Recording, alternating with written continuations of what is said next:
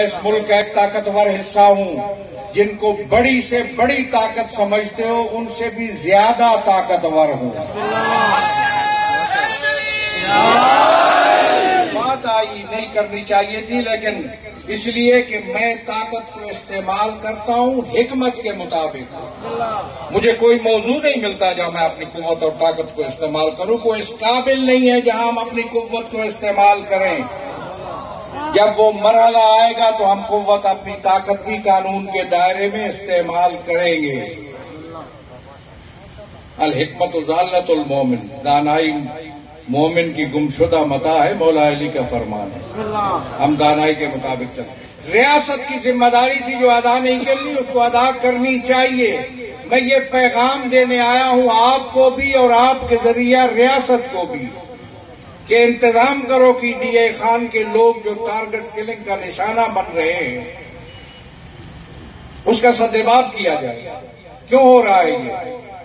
मुझे अब किसी पुलिस अफसर का बयान नकल कर रहे थे कि ये वाकयात इस नौइयत के नहीं, इस नौइयत के हैं। मैं इस बात को नहीं मानता। वो लोग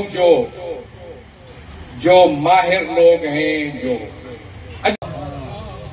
और मैं बड़ी वाज़ेह सी बात है, शहरियों जिम्मेदारी है, वकला भी बैठे हैं, जिम्मेदारी है रियासत की कि वो तहफ़्फ़ुज़ करे, मेरे हुकूक का भी तहफ़्फ़ुज़ करे। नहीं करेगी तो मुझे हक पहुंचता है कि मैं अपने हुकूक के तहफ़्फ़ुज़ के लिए इक़दामात करूं।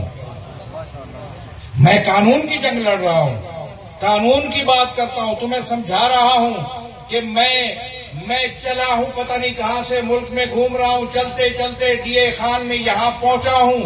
मुझे यहां आने के लिए किसी इजाजतनामे की जरूरत नहीं है, तो मुझे हुसैन करने के लिए किसी परमिट की जरूरत नहीं है। गया शरीयत बिल के अंदर जो आलाइशें थी हमने निकाली। मैं नारों के लिए बात नहीं करता हूं, हकायक हैं। जाओ सेनेट के उसको रिकॉर्ड को देख लो, कौमी असम्बली के रिकॉर्ड को देख लो। जो बिल पेश हुआ कौमी असम्बली के अंदर, उसको हमने पेश ही नहीं होने दिया, पेश ही नहीं हो सका, आगे बढ़ नहीं सका। ले जाओ कोई पुर्जा उठा के ले जाओ, कौमी असम्बली के गिर्द घूमो कि शियों के खिलाफ साजिश को कौमी असम्बली में डाल सको, तो मैं कोई सुराख नहीं मिलेगा। चाहते थे दूसरे और तीसरे दर्जे का शहरी बनाना, बहुत बड़ी कोशिशें हुई और मैं समझता हूं कि इसमें नाकामी हुई।